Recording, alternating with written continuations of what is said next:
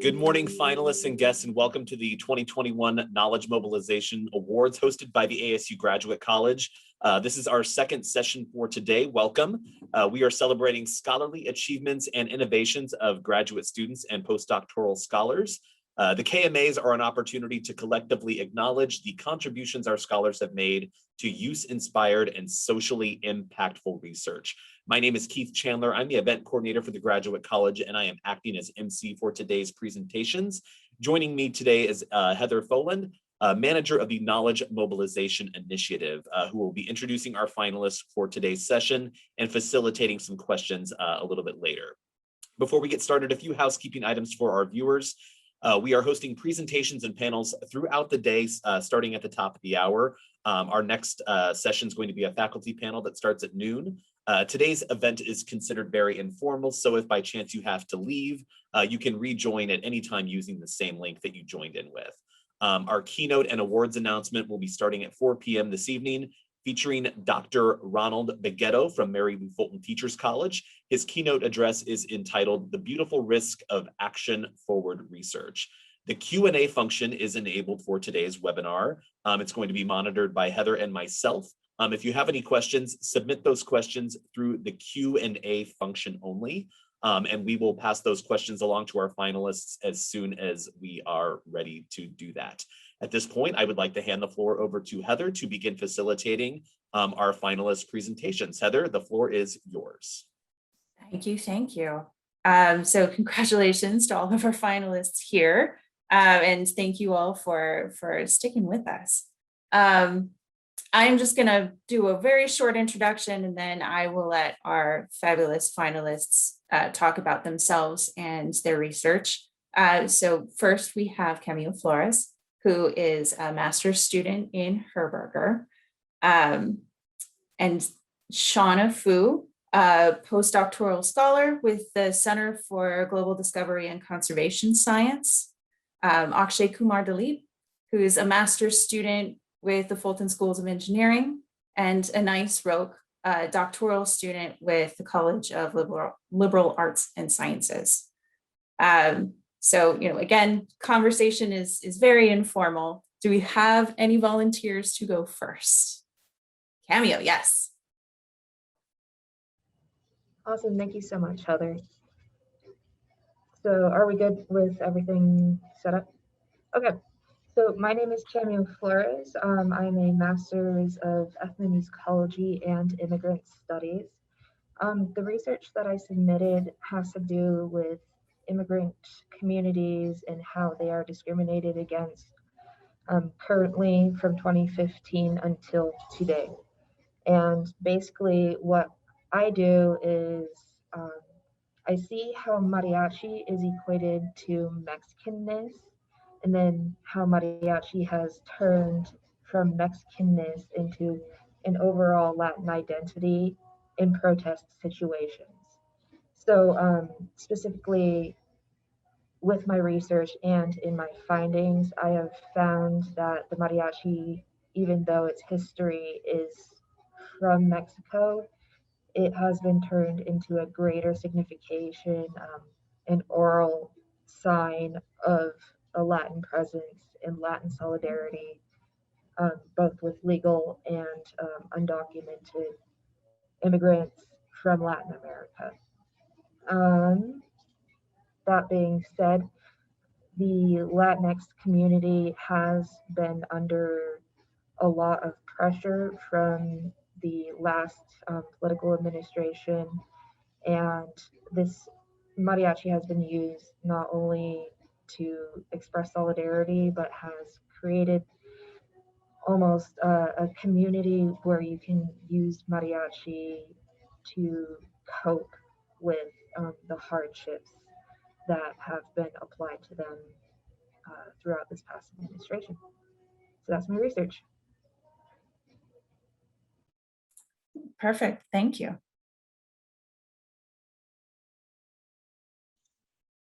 I can go next. Yes, please do, Shauna. So hi everyone, I'm Shauna Fu. I'm a postdoc in the Center for Global Discovery and Conservation Science. And so the research that I'm talking about today is about drivers of resource fish populations on the west coast of Hawaii Island. So we utilize a long-term data set from the Division of Aquatic Resources in Hawaii. Resource fish are fish that are targeted for consumption, and they're key to local subsistence and culture, and they are crucial to maintaining healthy coral reefs. West Hawaii houses the largest contiguous reef in the main Hawaiian Islands. It's almost 180 kilometers long, and a quarter of Hawaii Island's population live within 1 mile of this West Hawaii coastline. And so our study examined the impacts of different marine protected area types and various human and habitat drivers on resource fish.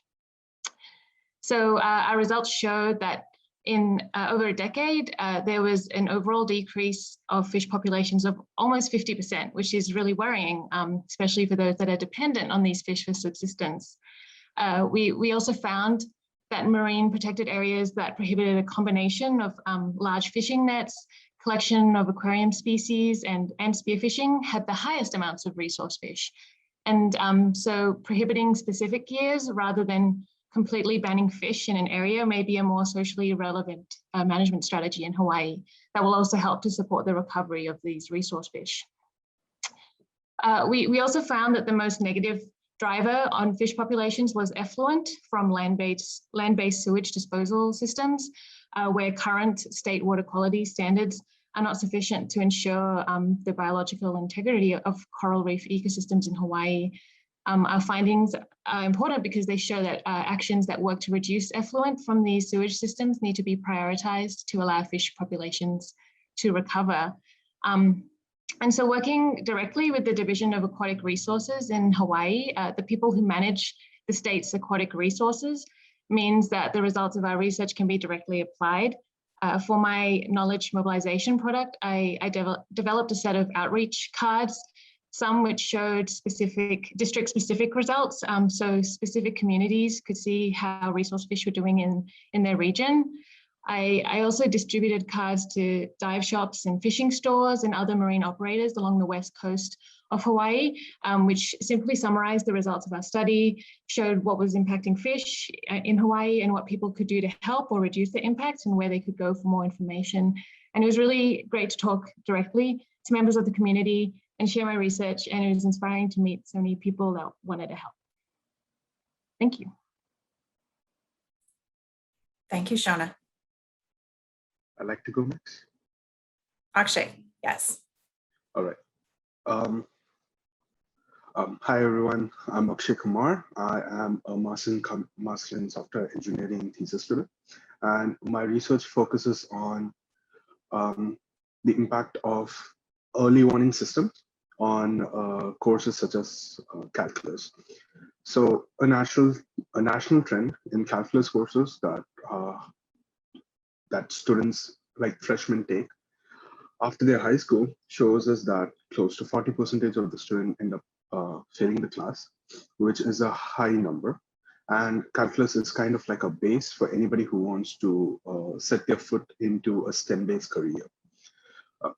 STEM-based careers have a national impact on the GDP of the country. They improve the workforce alignment and so on and so forth. So I picked one of the calculus classes available or taught at ASU, worked with the dataset that ASU provided, and developed two models, one for the online version of the class and the other for the offline version of the class, in such a way that for the online version, within 3 weeks of collecting live data, I will be able to predict with an accuracy of 77.8% whether the student will pass or fail the course. And similarly, for the offline version of the class, within 6 weeks of collecting the data, I will be able to predict whether the student will pass or fail the course with an accuracy of 87.8%. The main use case of this was to identify the students who might be failing and to give them proper intervention, because ASU offers loads of tutoring services, and the professors may be able to have a bit of one-on-one touch with these students who might be having some issues. For example, students from India might find it a little bit difficult understanding different accents. So that might be a reason somebody might be failing a course. And this might be something personal, but my model will be able to identify if someone is struggling. And the person who's on the other side, who's taking care of the data or looking at all these visualizations showing that who's passing, who's failing, might be able to provide a proper intervention to handle this from these students. So this is my thesis, and yeah, that's it. Thank you, Akshay. Anais, it's all you. Yes. Thanks. Thank you for the organizers for doing this and for the opportunity to be here with you all. My research focuses on water insecurity and water sharing practices as a response to disaster response in following the events of Hurricane Maria in Puerto Rico, which is my homeland. And I lived there during this event. This research was guided both because of my experiences as a resident, but also being aware that more than 700 million people across the world are water insecure. And these water insecurity can happen for a range of things, such as poor governance, problems in engineering like leakages, and so forth. But in the area of hurricanes and climate change, there hasn't really been that much research that shows how people and communities respond in the aftermath of a hurricane, being water insecure, so they don't have access to clean, safe, and affordable water. So my research tried to interview 3 different communities: urban, peri-urban, and rural. I tried to ask them questions about their water insecurity before this hurricane, during, and 2 years after. And from this experience, I was able to understand the major role that social networks and water sharing experiences were in terms of helping them to be water secure. And as part of this, I did a thematic analysis, which just means that I look at all the interviews and I try to code systematically, looking at trying to understand these research questions. And I think the most exciting part of this project, in addition to really understanding how people were able to cope, it was more to be able to develop some products that can guide policymakers and communities for future events. So not necessarily a disaster, but for example, the Atlantic hurricane season that starts in June and goes all the way down to September, or even for other disaster risk communities across the world. As part of one of the outcomes that I made, I developed this policy brief, which basically summarizes the findings for their research, but also provides policymakers and in the different municipalities that I interviewed some recommendations. So for example, how can we collaborate with nonprofits, the church, the university, and others to be able to prepare households for water needs in the wake of a crisis. So this means that how can we purposely think about who are our neighbors, who are these people that we have that we know that can actually help us access water in the wake of a crisis. And another product that I developed was this infographic, which shows basically really think about how your network can help you in water, right? And it's this basically step-by-step of things that you can do both at the household to prepare, but also thinking outside of your household and other communities that you may know already that might be in need of more help in the wake of a crisis. So in this ways and in others, my work both tries to support the literature on water sharing experiences, focusing in a new area, which is the area of disaster response and recovery, but also trying to bring this knowledge to people that are responsible for the well-being of the people in the wake of a crisis. So my hopes is that these municipality leaders will take these considerations into account and they can work in a more proactive rather than reactive form in the wake of a following crisis, being aware that climate change is a real phenomenon and that hurricanes, earthquakes, and all these other types of different hazards, even winter storms like it happened in Texas not too long ago, are going to keep occurring, and that we need to provide people with the human right of water. Thank you. Thank you. We have a quick follow-up question for you, Anais. What kind of response did you get from policymakers who have seen your briefs? Yes, so one of the biggest one is funding. they were like, this is really good, but how are we gonna like connect all these different people? And for that, what I recommended them is to be able to tap into federal government resources. So Puerto Rico is part of the US, and there are different funding mechanisms, especially now with COVID-19 and the stimulus packages. So there's ways to be able to connect with this type of funding so that can support the way that people can disseminate more knowledge. So for example, even with the infographic that I developed, which I will be sharing through social media and WhatsApp groups now, as the hurricane season starts, one of the challenges that the policymakers was telling me was like, how can we scale up these efforts? And funding is always like a problem in that sense. But that's where the role of collaborations across different sectors, so with the church or with nonprofit, will also mitigate those types of costs. So that was one of the main challenges. But overall, they were very excited, and they're trying to implement it and share some of the products that I've been developing, and hopefully we'll develop others as we move forward. Wonderful, thank you. Shauna, I'm going to pose that question to you as well. How have policymakers or community members responded to the report cards that you created? So one of the areas where I made district-specific cards that showed how fish were performing in certain areas, and this has been really important for this community in Hawaii called Miloli'i, which is developing this community-based fishing protection area. And so it's been really useful for them in their talk to the community to show that their area is actually one of the worst affected in Hawaii, and why it's really important to create this new protected area. Perfect, thank you. Cameo, we also have a follow-up question from our attendees for you. Can you elaborate a little bit more on your findings and how mariachi has been perceived as a symbol and or a stereotype of the Latinx community by non-Latinx communities?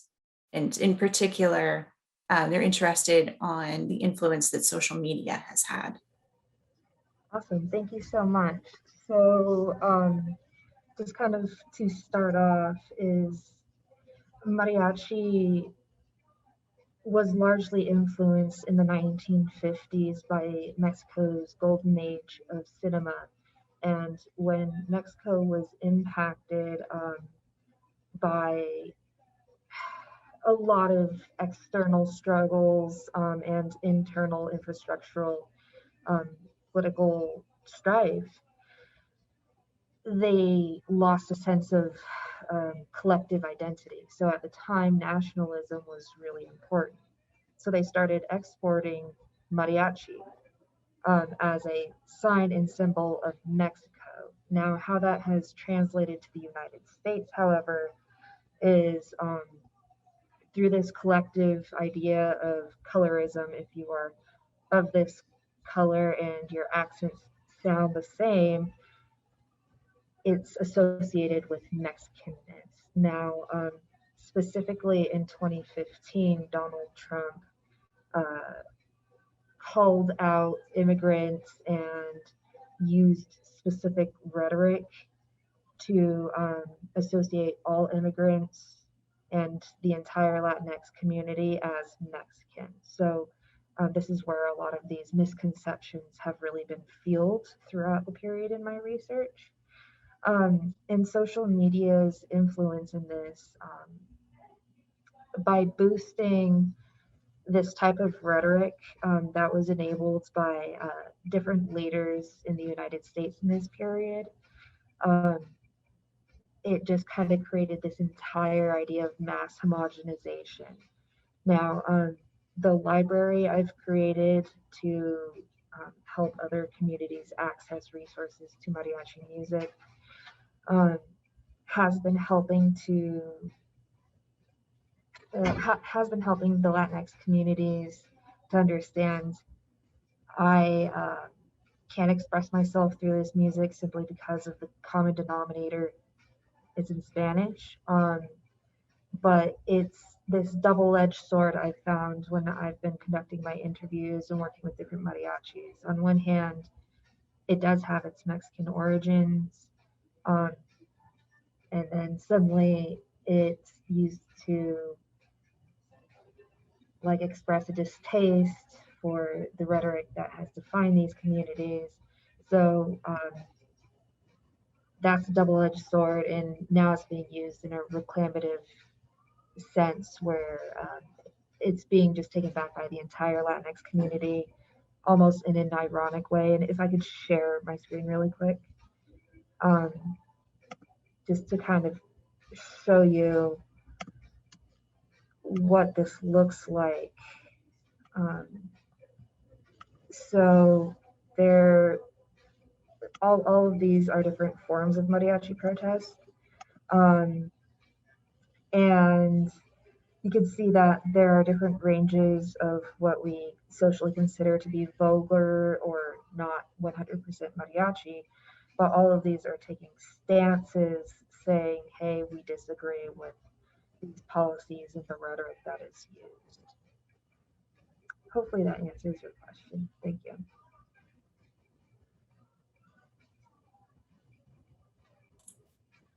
Thank you. And Akshay, a quick follow-up question for you. So how do you see your research living on past, your graduation as a master's student? What application would you like to see of what you've learned? So the main reason why I knew some sort of a data like this exists was because I was working at Action Lab. It's part of EdPlus, if anybody knows about EdPlus at ASU. It's like a subsidiary company that ASU owns, which handles software or database work for the college. And by the way, the data that I work on specifically for the purpose of modeling is button click activity. So basically any buttons that you click on the Canvas core show that you see for your schoolwork, we'll be using that for the purpose of modeling. So that's the only thing that we use. Especially my research focuses on the impacts of button click activities, button click sequences, and how they are, to see whether they are good for the purposes of modeling, because there have been multiple researchers that take in the gradebook data, that take in login frequency, login time as features for to create predictive models. But this is something new, to take some sort of an activity sequence and to work with it. And one of the ways we ended up even handling this is kind of novel, because nobody was doing it in learning analytics as such. Creating a sequence and then using something like natural language processing to see if a sequence, if any particular sequence made sense or created a pattern for between successful and non-successful students in a course. And because I was working at Action Lab, they tend to create these dashboards selectively for certain courses and provide them as pilot runs or tools for professors so that they can run it for a year and check and see if anything is, if there is a direct impact of these models on live data. And that was like, that's why I know for a fact, like some of these researchers might stay dormant for a year or two, but they'll get into full protection mode and might be available to any class that can generate significant amount of data. Perfect. Thank you. So for those of us, our attendees, that is, who were with us for our first panel, our finalists in that session were all discussing research that was still in progress. Now, the finalists that we have here all have findings of some sort. So I was just wondering, is there anything that came about in your research or your findings that you found to be really surprising or unexpected?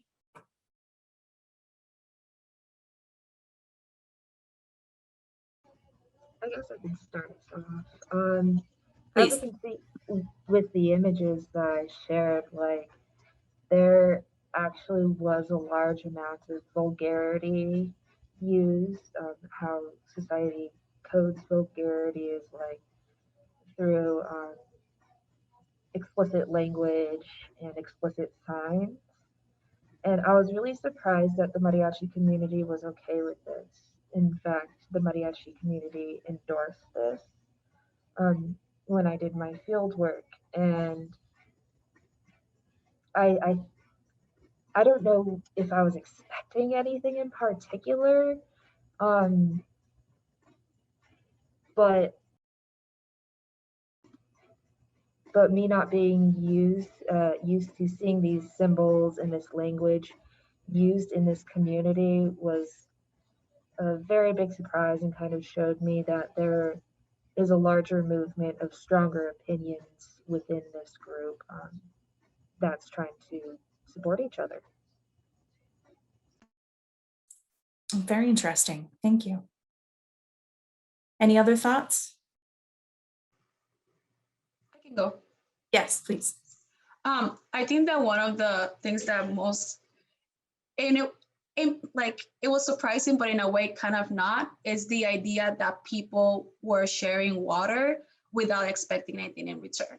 So usually like in the literature, we see that there's some type of like expectancy, but I also can think that it was because of the type of event that they were experiencing, right? Like you're in the wake of a disaster, you don't know what's going on. There's no energy, there's no water, there's all these other challenges that are coming because of the lack of the government preparing and the lack of response for on behalf of President Trump and the federal government. So the way that people reacted in this type of solidarity and support and trying to, find all the different ways to transport water to long distances or even to rural communities was definitely surprising, but also thinking that it also represented a lot of the participants will always say like, oh, water is life. We need to support each other. We know that the government was not gonna be as responsive as we were. So that was definitely something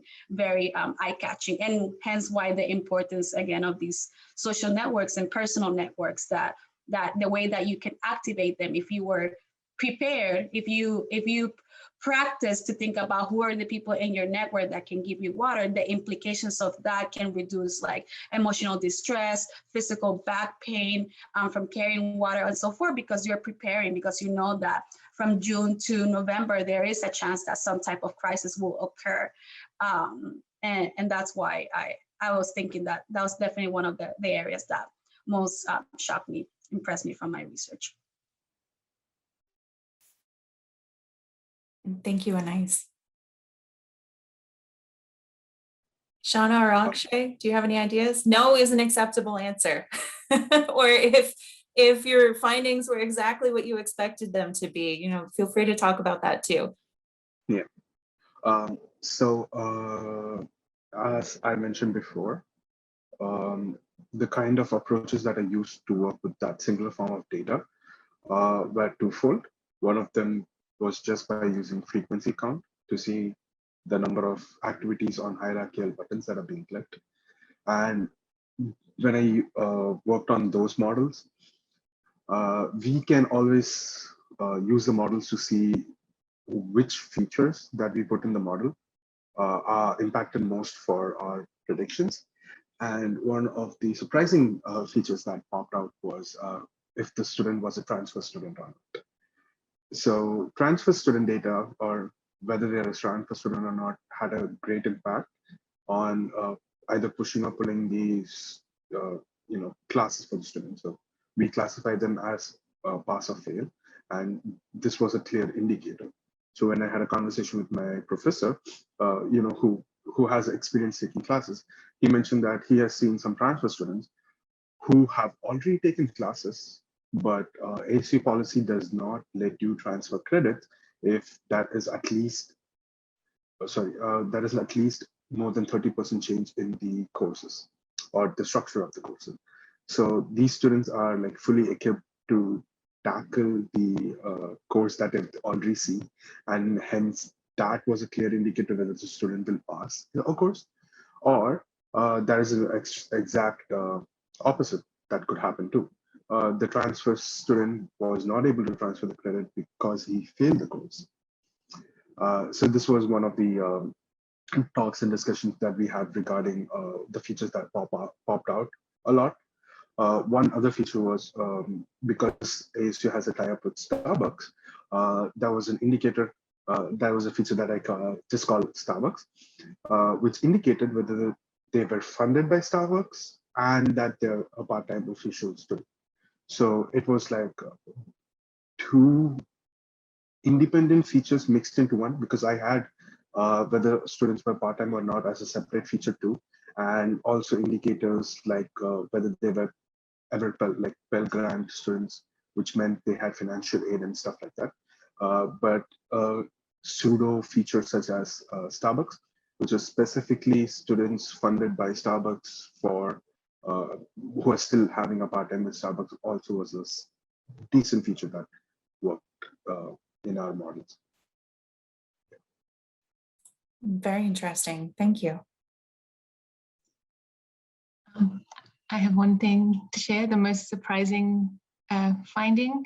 I think it was cool to see that just that banning a variety of specific years could be just as effective or more effective than completely restricting any type of fishing in for marine protected areas. And so, yeah, I think that's an interesting finding, and it's so to help fish recover, just having more sustainable fishing practices can be just as good as restricting everything. Perfect. Thank you, Shauna.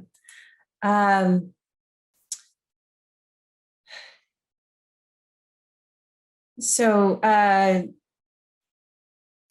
thinking of yourselves as mentors in a sense, having been through this process and completed an applied research project, what are some recommendations or pieces of advice that you would give to students who have never done research in any kind of a context?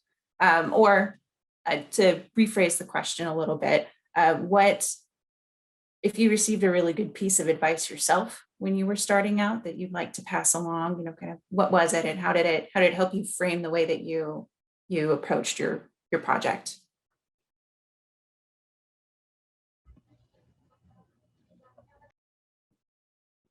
I'd like to go first. Yes, please. Yeah. So one of the things that I did during the research was develop this new technique.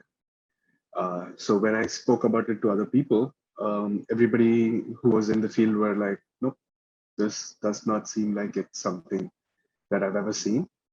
And it was, I wouldn't say a backlash. I was like not allowed to write about it on papers because it wasn't substantiated and such, which felt sad because the data or the work that I did clearly improved, or the new technique that I used clearly improved upon whatever I did before. And I wasn't able to show it because, paper-wise, there wasn't anything significant. So I had to basically scour Google Scholar, figure out other papers that did something similar, and found something that's entirely out of my domain that did exactly what I did, and was like, so this paper does this, and basically all I'm trying to do is replicate the same process for learning analytics, and that's why it's new in learning analytics, because no one thought of doing it. So whenever someone says no, try to find proof and stick with your gut feelings, because it kind of matters. Something new and interesting, like just keep going for it. Don't feel bad about even people who are extremely knowledgeable in the field might not know something may or may not be possible. So don't leave your ground, stand your ground, and just fight for whatever you created. It'll be all worth it in the end, though. Is my advice, I guess. Point well taken, Akshay. I think that's also a good example of dipping your toes outside of your discipline. Sometimes in a research project that, from the title or the summary may seem like it has absolutely no connection to yours, can kind of inform the way that you're thinking about your process in a different way. Cameo, yes. Oh, I'm sorry, Akshay, did you have something to add to that? Just a short thing. So sometime during the conversation, if it happens, I'll explain to you what that small idea was. And you guys might feel, this is why you would like to read other papers also, like outside of your discipline, because it'll maybe inspire you, or maybe you might see, okay, this is entirely different way of thinking how to do things in a totally different domain. So sometime during the talk, I'll speak about it. Perfect, thank you. And Cameo. So my advisor gave me some really solid advice that your research is never going to be quite done, and you are going to continually learn.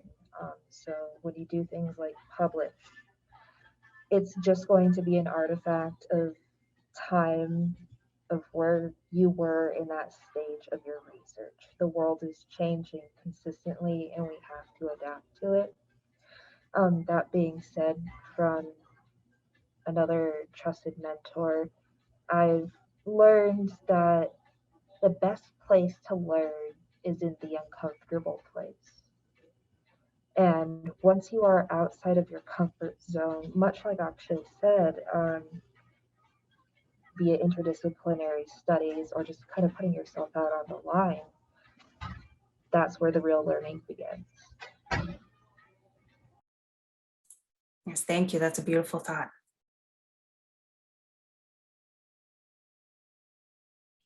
Shauna, any thoughts? Advice that you would pass along to the younglings? I think just what everyone is doing here is it's been great to really connect with the community that my research is in and see what questions are important to them to answer as well, share the whole process with them and then share the results, and then you can get follow-up research questions that can directly benefit them because they have a real interest in it. So yeah. Yes, thank you. That is really great practical advice, especially when you're working within a community that you don't belong to. Yeah, I will echo everybody's words. I think that those were great advices. I think the two is like one, my advisor once said, like, the best work is a done work.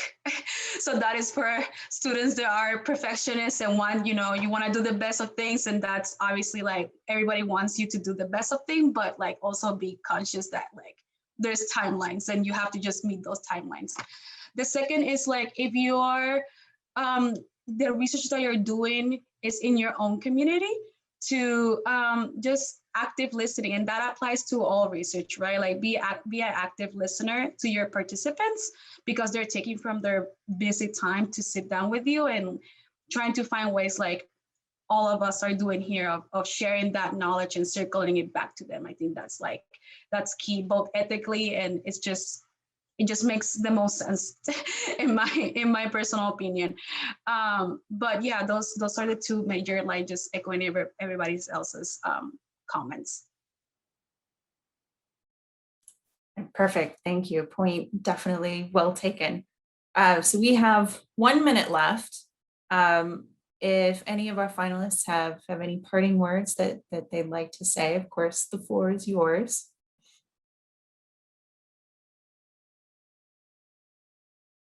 I'd like to say congratulations to all of you. This year, we had the largest pool of applicants for the Knowledge Mobilization Awards than we ever have. We've been doing this for 5 years.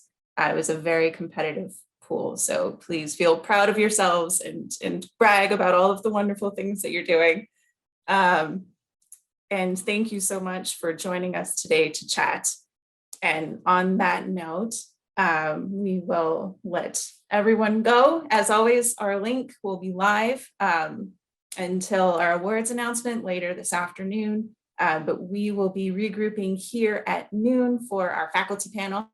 We have a group of faculty who have worked with the Knowledge Mobilization Initiative quite extensively, but who also do applied research in their own sense. And they're going to be talking a little bit about their journey as faculty towards how they got into applying their research, how they built those relationships, the kind of barriers that they faced. So if you can join, please do. It will be an informal discussion, just like we've been doing all day. But thank you again for your time, and we will see you at noon.